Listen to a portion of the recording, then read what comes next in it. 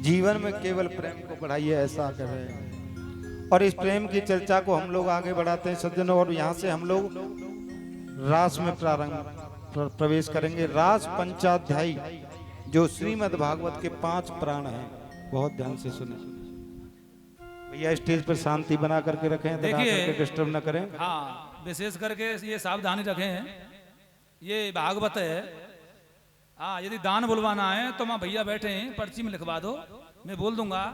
और 120 रुपये हमारे भोला भैया और दे रहे हैं, 100 पहले और 120। हाँ, विकास भैया दे रहे हैं, बहुत बहुत धन्यवाद। हाँ, किसी को दान देना है तो यहाँ न डिस्टर्ब करके भैया, वहाँ भैया बैठे हैं, उन्हीं को दीजिए सभी। हाँ, बार बार धन्यवाद। बोल बांके बिहारी लाल की जय हो। ये जो रास का प्रसंग है, रास पंचाध्यायी, इसे श्रीमद् भागवत के 5 प्राण कहते हैं। और रास का प्रसंग अगर हमको सुनना है, बहुत ध्यान से सुनना, बहुत अच्छा प्रसंग है। तो उससे पहले हमको गोपियों के बारे में जानना पड़ेगा कि गोपियां क्या हैं।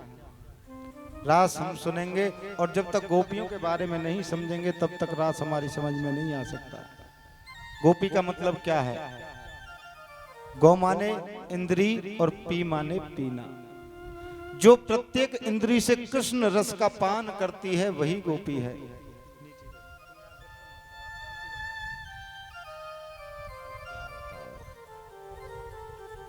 जो प्रत्येक इंद्री को कृष्ण की तरफ मोड़ देती है, हंसते चलते खेलते खाते कूदते नाचते गाते हर परिस्थिति में केवल कृष्ण का चिंतन करती है, वही गोपी है।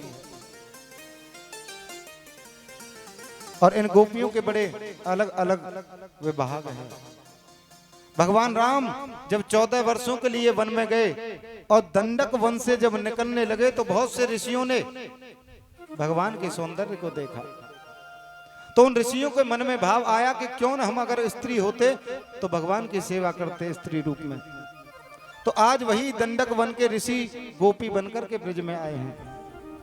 भगवान ने जब वामन रूप धारण किया तो दैत्य कन्याओं के मन में भी यही भाव आया कि काश हम परमात्मा की सेवा स्त्री रूप में करते तो कितना अच्छा रहता। आज वही दैत्य कन्याएं गोपियां बनकर के आई हैं। भगवान ने मत्स्य रूप धारण किया तो मत्स्य कन्याओं के रूप मन में भी यही भाव आया, वही मत्स्य कन्याएं गोपियां बनकर के आई हैं। अलग अलग विभाग हैं, श्रुति रूपा, मुनि रूपा, साधना सिद्धा, स्वयं सिद्धा, दैत्य कन्या, मत्स्य कन्या, अलग अलग विभाग हैं। ये कोई किसी की बेटी बनकर के आई है, कोई किसी की बहन बनकर के आई है, कोई किसी की माँ बनकर के आई है, अलग अलग रूप में आई है। और आज शरद पूर्णिमा की रात्रि में मेरे गोविंद ने अपनी मुरली का निनाद किया। यमुना किनारे बड़ी सुंदर बालिका खिली हुई है, चांद प्रफुल्लित हो रहा है, रात्रि का समय। और मेरे गोविंद ने जैसे ही अपनी मुरली को बजाना प्रारंभ किया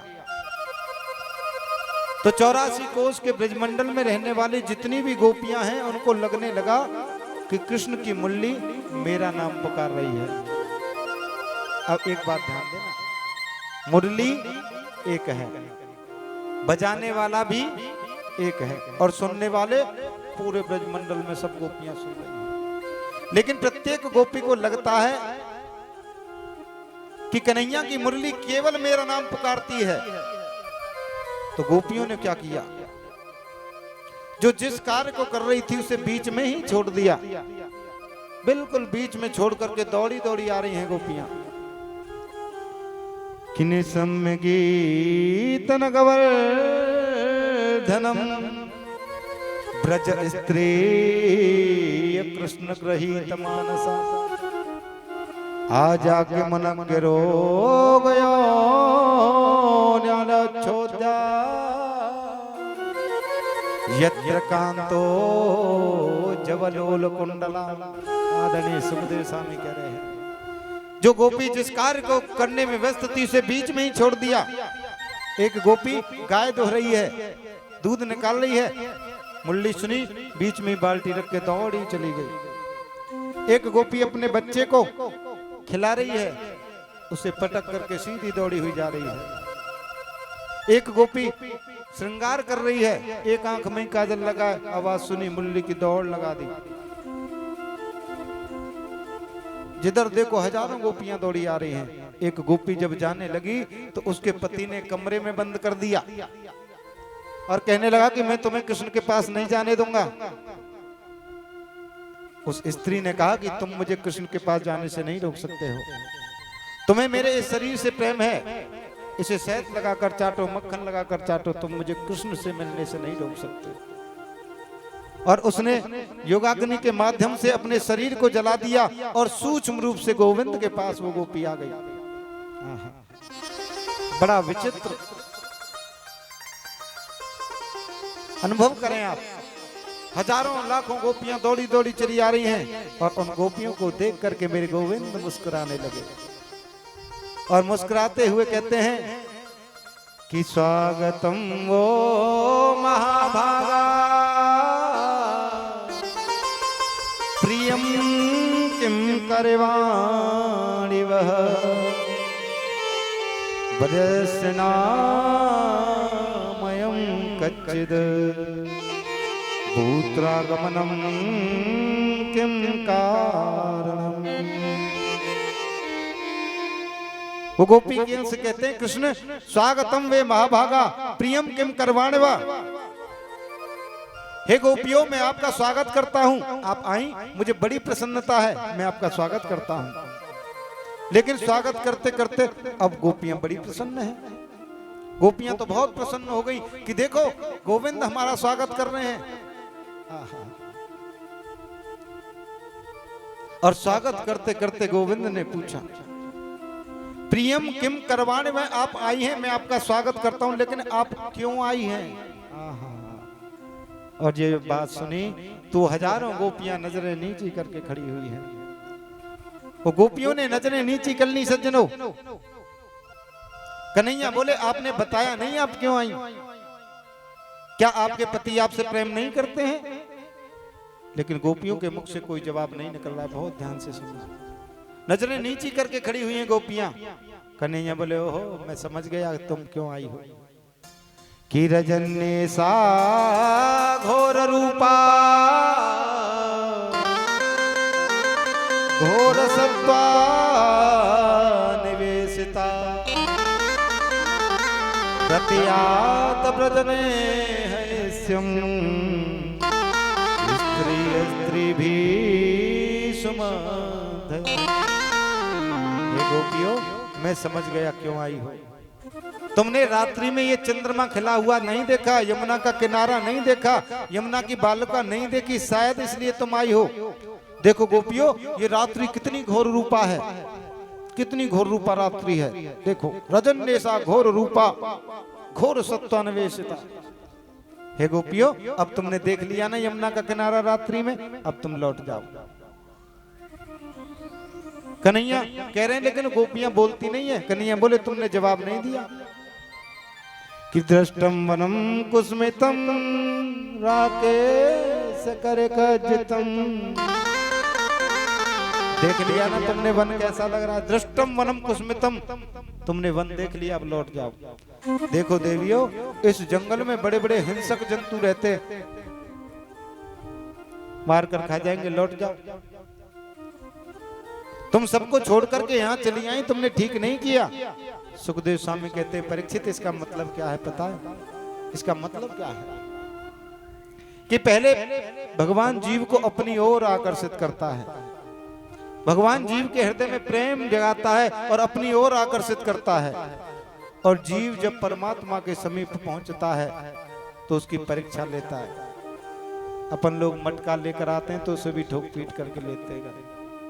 ऐसी परमात्मा भी परीक्षा लेते कि ये आया तो है, लेकिन ये आया है तो कहीं माया मोह को साथ में लपेट कर तो नहीं लाया, विषयों को साथ में लेकर तो नहीं आया। और आज वो गोपियां नजरें नीची करके खड़ी हुई है। कृष्ण कहते हैं गोपियों, तुम तो पतिव्रता स्त्री हो, अपने पतियों को छोड़ करके चली आई। एक बहुत सुंदर कथा मैं तुमको बताता हूं। कृष्ण कहते हैं एक स्त्री थी, अपने घर में बैठ करके आंगन में चावल बीन रही थी। बहुत ध्यान से सुनना। और उस स्त्री का पति जब थका हारा काम से लौट करके घर आया तो स्त्री ने चावलों को रख दिया, अपने पति की पंखा से हवा करने लगे। गर्मी का समय था, बहुत परेशान होकर आया और हवा जब की अब उसकी पत्नी ने तो उसे नींद आ गई। किया क्या, पत्नी की गोदी में सिर रख करके वो पति सो गया। और परीक्षित वहां थोड़ा आगे उसका छोटा सा बच्चा खेल रहा है घुटमुन घुटमुन, और वहां से थोड़ी दूर पर एक अग्नि का कुंड जल रहा है और बच्चा खेलता खेलता उस अग्नि कुंड के पास जा रहा है। अब उस स्त्री ने देखा, उस स्त्री ने देखा कि अगर मैं अपने बच्चे को बचाने जाती हूं तो मेरा पतिव्रत धर्म नष्ट हो जाएगा, क्योंकि मेरा पति अभी बेचारा थका हार आया है, और अगर मैं पतिव्रत धर्म को बचाती हूं तो मेरा इकलौता बच्चा उस अग्नि कुंड में जल करके मर जाएगा। कृष्ण कहते हैं गोपियों, उस स्त्री ने अपने नेत्रों को बंद कर लिया। वो स्त्री सोचती है कि अगर मेरा बच्चा मर जाए तो कोई बात नहीं, लेकिन मेरा पतिव्रत धर्म नष्ट नहीं होना चाहिए। और एक तुम हो, अपने पतियों को छोड़कर, बंधु बांधवों को छोड़ करके चली आई, लौट जाओ। वो हजारों लाखों गोपियां नजरें नीचे करके खड़ी हुई है। देवियों, कुछ समय बाद जब उस पति की नींद खुली, वो खड़ा हुआ तो वो स्त्री दौड़ी दौड़ी गई और जाकर के देखा तो उस अग्नि के कुंड में उस स्त्री का बच्चा क्रीड़ा कर रहा है। ये होता है पतिव्रत धर्म का प्रभाव। और एक तुम हो जो अपने पतियों को छोड़ करके चली आई, जाओ लौट जाओ। उन गोपियों से कोई जवाब नहीं बनता। एक गोपी कहने लगी, कन्हैया ऐसी दो चार कथा तो हम भी जानते हैं, एक कथा हम भी तुमको सुनाना चाहते हैं। कन्हैया बोले कहो। तो गोपी कहती है कि एक पति अपनी पत्नी से कह रहा है कि मैं देखो देवी बाहर कमाने जा रहा हूं, क्योंकि घर में कोई उद्योग धंधा नहीं है, गांव में कोई व्यवस्था नहीं है, तो मैं बाहर कमाने के लिए जाना चाहता हूं। अब वो पत्नी बोली, देखो मैं तो पतिव्रता हूं और आप जहां जाएंगे मैं आपके साथ ही जाऊंगा, वरना मेरा पतिव्रत धर्म नष्ट हो जाएगा। उसका पति कहता है, देखो देवी मैं शहर जा रहा हूं पहली बार, मेरी खुद की वहां कोई व्यवस्था नहीं है, मैं तुम्हारी क्या व्यवस्था करूंगा। तुम एक काम करो, मैं 2-4 महीने वहां रह करके व्यवस्था करके आऊंगा और तुम्हें ले जाऊंगा। बोले तो फिर मेरे पतिव्रत धर्म का क्या होगा। तो उसने अपना फोटो दे दिया, मिट्टी की मूर्ति दे दी कि देखो जब तक मैं लौट करके नहीं आऊं तब तक तुम मेरे इस फोटो की सेवा करो, इस मूर्ति की सेवा करो। और वो व्यक्ति चला गया। उस स्त्री ने क्या किया, अपने घर के मुख्य द्वार को बंद कर लिया। उस मिट्टी के पति को नहलाती धुलाती, भोग लगाती, पति की सेवा करती, फोटो की सेवा करती। 2-4 महीने बाद वो पति लौट करके आया, और जब वो पति आया दरवाजे पर खड़ा है तो वो स्त्री उस समय उस मिट्टी के पति की सेवा कर रही है। मिट्टी के पति की सेवा करने में, फोटो की सेवा में लगी है। उस पति ने दरवाजा खटखटाया तो गोविंद हमारा आपसे प्रश्न है कि क्या उस स्त्री को उस मिट्टी के पति की सेवा करनी चाहिए कि जाकर के दरवाजा खोलना चाहिए। भगवान बोले, जब ओरिजिनल पति दरवाजे पर आ गया, असली पति, तो उस मिट्टी के पति की सेवा करने का क्या मतलब। वो गोपियां कहती हैं, गोविंद आपने अपने ही श्रीमुख से न्याय कर दिया, आपने अपने ही श्रीमुख से न्याय कर दिया, क्योंकि आत्मा का पति परमात्मा के सिवाय कोई दूसरा नहीं हो सकता। आप तो सबके पति हैं। आज कृष्ण ने देखा कि इन गोपियों की भावनाएं बड़ी सुंदर हैं, तो 2-2 गोपियों के बीच में एक माधव प्रकट हो गए। आज गोविंद ने अपनी मुरली का निनाद किया सज्जनों, और बड़ा सुंदर 2-2 गोपियों के बीच में एक माधव प्रकट हो गए। बहुत सुंदर रास हो रहा है, लेकिन गड़बड़ हो गई। गोपियों के मन में अभिमान आ गया कि हम बहुत सुंदर हैं और हमारी सुंदरता पर मोहित होकर कृष्ण हमारे साथ रास कर रहे हैं। और राधा रानी को मान हो गया। राधा रानी ने सोचा कि मेरे होते हुए इन गोपियों के साथ नृत्य कर रहे हैं। मान और अभिमान में अंतर होता है। गोपियों को तो अभिमान हो गया कि हम बहुत सुंदर हैं, इसलिए कृष्ण हमारे साथ नृत्य करते हैं, और राधा रानी को मान हो गया कि हमारे होते हुए इन गोपियों के साथ। तो मेरे गोविंद ने क्या किया, उन गोपियों के अभिमान को दूर करने के लिए और किशोरी राधा रानी की परम प्रसन्नता के लिए मेरे गोविंद किशोरी जी को लेकर के वहां से अंतर ध्यान हो गए। और जैसे ही कृष्ण अंतर ध्यान हुए वो गोपियां तो रोने लगी। वो गोपियां कहने लगी, हे गोविंद, हमने कितनी बड़ी भूल कर दी। हमने अपने आप को सुंदर समझा, लेकिन आप तो चमड़े के सौंदर्य को नहीं देखते हो, ये तो हम भूल ही गए। आज गोपियां ढूंढ रही हैं, हे कृष्ण कहां हो? हे कन्हैया, आप हमें छोड़ करके कहां चले गए? गोपियों ने वृंदावन के एक एक कण से पूछा, वृंदावन के एक एक वृक्ष से पूछा। पीपल देवता को प्रणाम करके कहा, हे पीपल देवता, आपको दुनिया नारायण के रूप में पूजती है, दूध चढ़ाती है। आपको पता होगा कि हमारे प्राण वल्लभ कृष्ण हमें छोड़ करके कहां चले गए। कोई जवाब नहीं मिला। आगे चलती हैं। तुलसी देवी को प्रणाम करके कहा, हे तुलसी देवी, आप तो गोविंद के चरणों की प्रेयसी हो, आपको अवश्य पता होगा कि हमारे प्राण वल्लभ कृष्ण हमें छोड़ करके कहां चले गए। पृथ्वी माता को प्रणाम करके कहा कि हे माँ, गोविंद कहीं भी गए होंगे, लेकिन आपके ऊपर से चल करके गए होंगे, आप बताइए ना, गोविंद हमें छोड़ करके कहां चले गए। कहीं से कोई जवाब नहीं मिला। गोपियों ने ढूंढना बंद कर दिया और गोपियों को लगने लगा कि मैं ही कृष्ण हूं। कृष्णो अहम पश्यति गतः। उनके मन की भावनाएं ऐसी हो गई, कृष्ण में ऐसी तन्मय वो गोपियां हो गई कि उन्हें संसार का भान नहीं लगा और उन्हें लगने लगा कि मैं ही कृष्ण हूं। एक गोपी कहती है, हे ब्रजवासियों, आ जाओ, मैंने गोवर्धन को अपनी उंगली पर धारण कर लिया है, मैं तुम्हारे प्राणों की रक्षा करूंगा।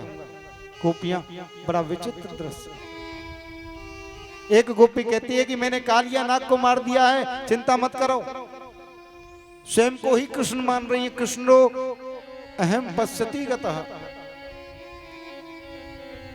कि लाली मेरे लाल की जित देखो तित लाल, लालन देखन में गई तो मैं हूं है गई लाल।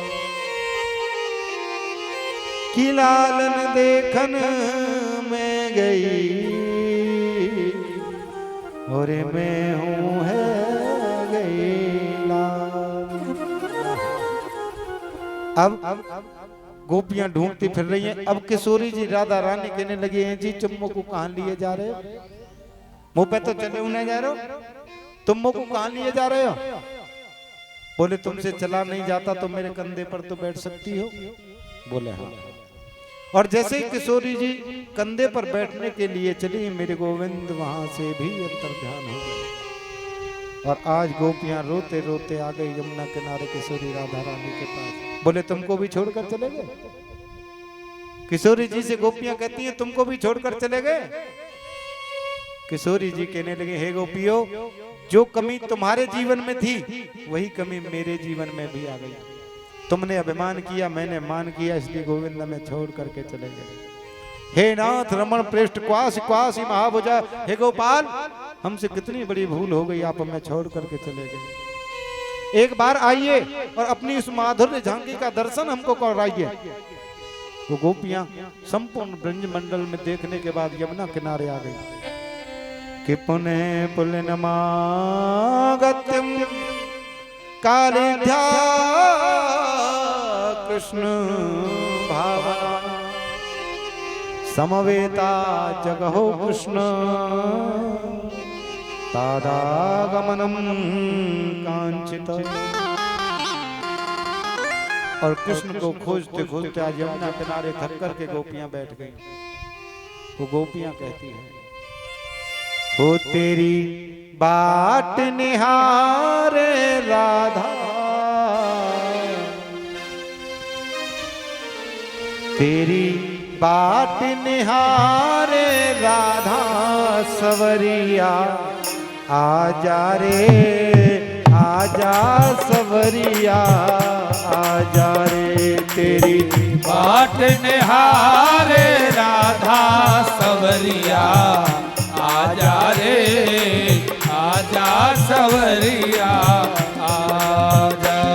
तेरी बाट निहारे राधा, तेरी बाट गाइए दोनों हाथ उठाकर सवरिया आजा रे आजा सवरिया आजा रे, तेरी बाट निहारे राधा सवरिया आजा रे आजा सवरिया आजा।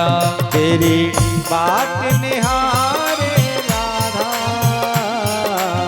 तेरी बाट निहारे राधा सवरिया आजा रे आजा सवरिया। जय हो।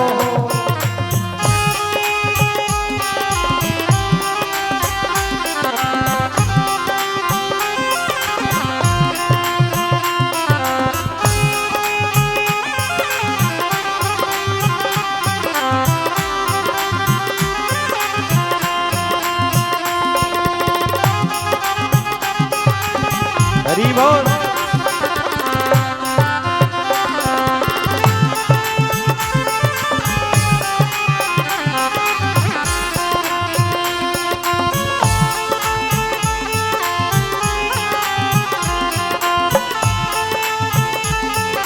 श्री हरि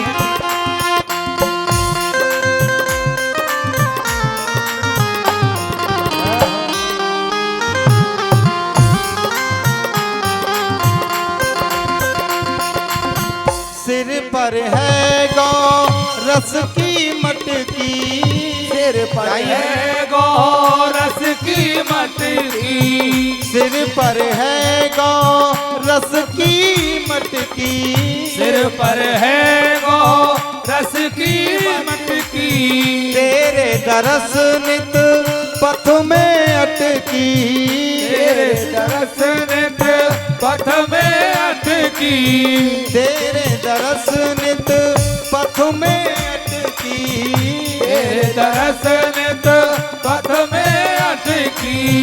आजा रे चित चोर सावरे, आजा रे चित चोर सावरे, आजा रे चित चोर सावरे, खाड़ी तेरी गुजरिया सवरिया हो। आजा रे आजा सवरिया आजा रे, तेरी वाहन हारे राधा सवरिया आजा रे आजा सवरिया आजा।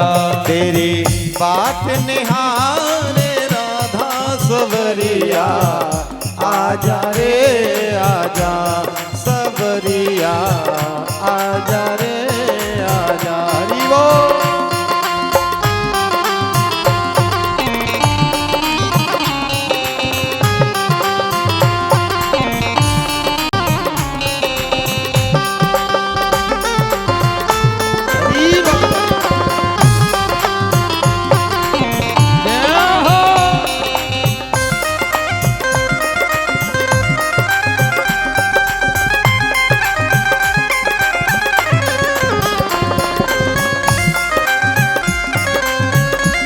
बांके बिहारी लाल की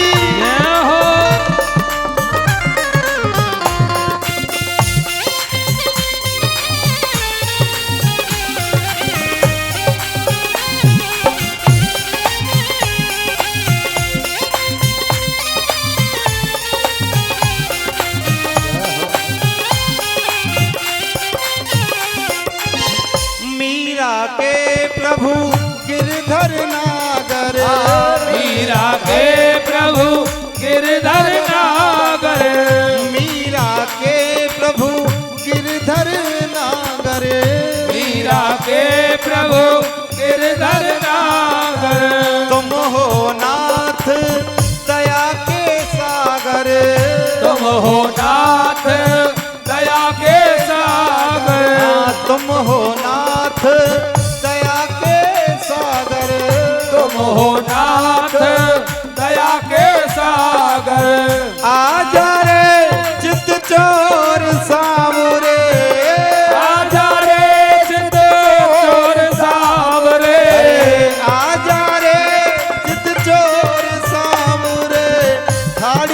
तेरी गुजरिया सवरिया आजा रे आजा सवरिया आजा रे आजा सवरिया आजा रे आजा सवरिया आजा रे आजा तेरी बाट निहारे राधा तेरी बाट निहारे राधा सवरिया आजा रे आजा सवरिया आजा रे आजा सवरिया आजा रे आजा सवरिया आजा रे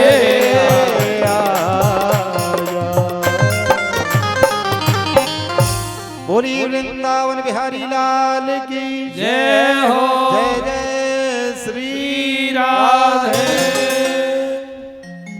अब जब कहीं कृष्ण का दर्शन गोपियों को नहीं हुआ तो पुनः पुलिना गामत्य कलिना त्या कृष्ण भावना यमुना किनारे आ गई। मैं आपको एक बात बताऊं सज्जनों, यमुना है भक्ति। बहुत ध्यान से सुनो, यमुना क्या है? भक्ति का रूप है। और जब तक भक्ति रूपी यमुना की शरण में हम नहीं जाएंगे तब तक गोविंद की प्राप्ति हमको नहीं हो सकती है। आज वो गोपियां यमुना किनारे आई, ढूंढना बंद कर दिया, सब गोपियां किशोरी जी के साथ बैठी हुई हैं और बड़ा सुंदर गोपियों ने गीत गाया जिसे गोपी गीत कहते हैं।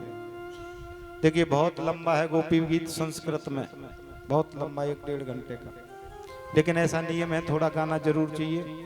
तो कुछ पंक्तियां यहाँ से गुनगुनाएंगे हम, तो सभी बड़े भाव के साथ गाएंगे। जयति तेदिकं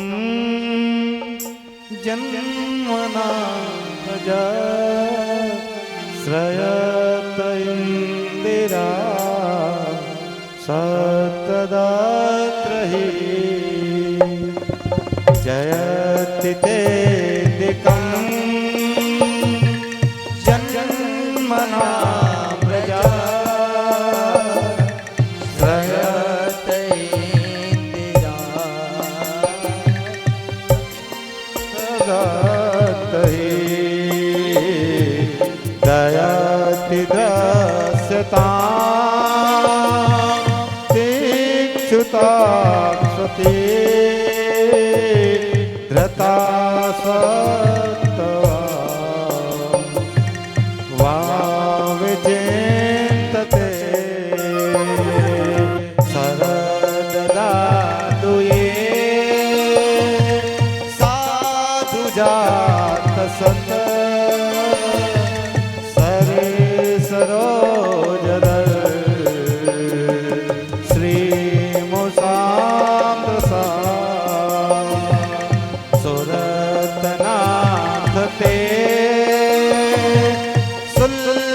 दासिका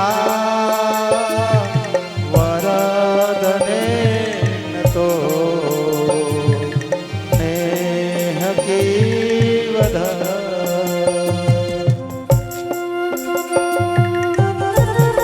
हे गोविंद, आपके जन्म की वजह से ये जो स्वर्ग मंडल है ये बहुत सुंदर बन गया है।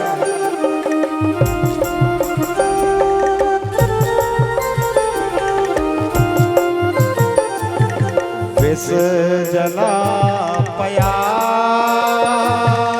व्यालराक्षरा वल समारुता वैद्यतानला न खलो गो पीकनंदनो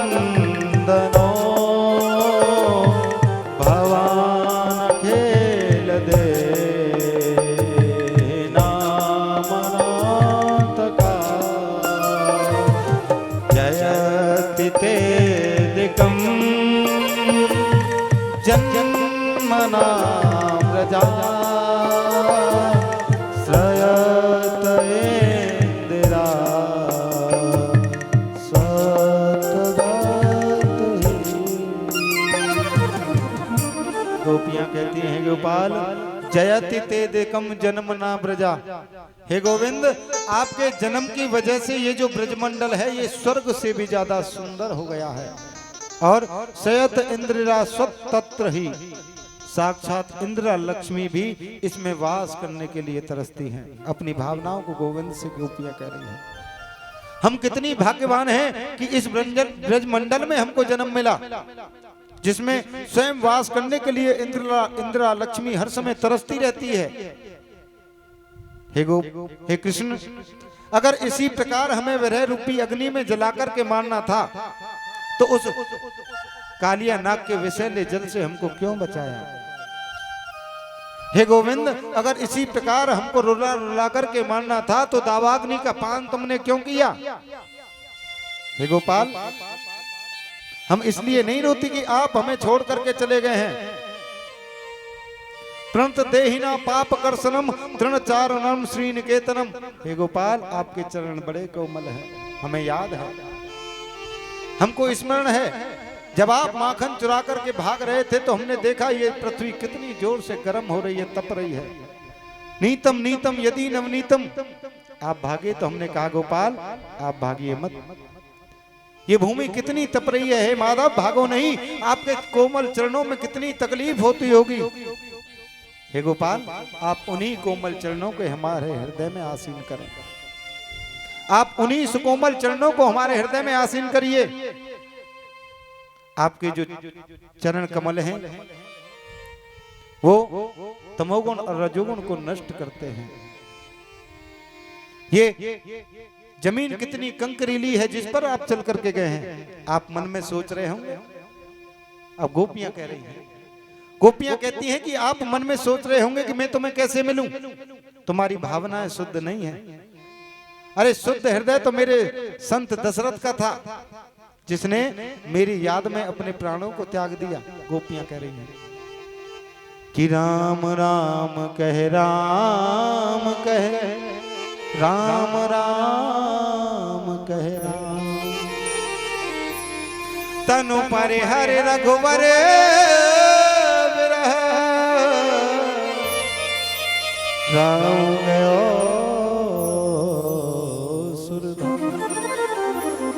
आप मन में सोच रहे होंगे गोपाल कि निर्मल हृदय तो मेरे संत दशरथ का था, जिसने मेरी याद में अपने प्राणों को त्याग दिया। आप ये सोच रहे होंगे तो हमारा भी आपसे कहना है, हमारा भी एक प्रश्न है आपसे। आप कह रहे हैं कि दशरथ ने मेरी याद में प्राणों को त्याग दिया, तो बताइए माता जानकी आपके बगैर कितने दिन तक अशोक वाटिका में रही हैं? माता जानकी भी तो आपके बगैर अशोक वाटिका में रही, उन्होंने तो प्राण नहीं निछावर किए। अगर प्राण देने की बात है तो माता जानकी तो आपके बगैर जीवित रही, उन्होंने तो प्राण दिए नहीं। लेकिन जब हनुमंत लाल आए लौटकर, भगवान ने बताया तो हनुमान जी को गले लगाकर भगवान ने कहा कि देखो हनुमंत, मुझे ऐसा प्रतीत होता है कि जानकी मेरे वियोग में अब तक जीवित नहीं होंगी। हनुमंत लाल ने कहा, हे प्रभु, माता जानकी के प्राण तो निकलना चाहते हैं, माता जानकी जो प्राण है वो निकलना तो चाहते हैं, लेकिन कि नाम पहाड़ दिवस निस, ध्यान तुम्हारे कपाट, लोचन निज पद जंत्रित, प्राण जाए के बाट। माता जानकी के प्राण तो निकलना चाहते हैं प्रभु, लेकिन आपका नाम रूपी पहरा उन प्राणों को निकलने नहीं देता है। लोचन निज पत जंत्रित, प्राण जाहे के बाद, जब आपके नाम का पहरा प्राणों पर लगा हुआ है तो वो कैसे चले जाएंगे? गोपियां कहती हैं बिल्कुल यही परिस्थिति हमारी हो गई है कि तव कथामृतम तप्त जीवनम, कवि भीरंडति कल्पमासपहम, श्रवणम मंगलम श्रीमदातम, भुवि गुणन्ति ते भूरिदा। हे गोपाल, आपकी जो कथा है वो जीवन को अमृत प्रदान करती है।